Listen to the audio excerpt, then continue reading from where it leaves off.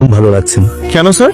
প্রতি সপ্তাহে এত এত মানুষ অন্ধের মতো বিশ্বাস করে আমাদের কাছে ছুটে আসে। আর কতদিন সবার কাছ থেকে লুকিয়ে রাখবে? কি লুকিয়ে রাখবো স্যার? অ্যাটলিস্ট তুমি সারাকে তো বলতে পারো।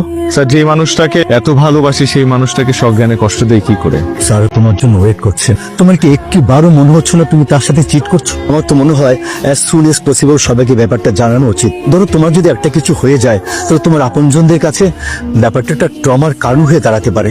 কিভাবে বলবো স্যার?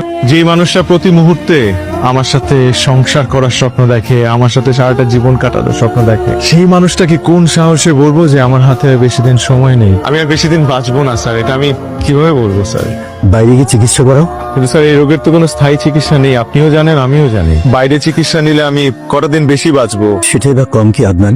না স্যার, সেটা অনেক কম। জীবনের শেষ কটা দিন হাসপাতালে বিছানায় শুয়ে মৃত্যুর দিন গোনার চাইতে আমি এখানে থেকে মানুষের সেবা করে যেতে চাই। I have nothing to say, Adnan.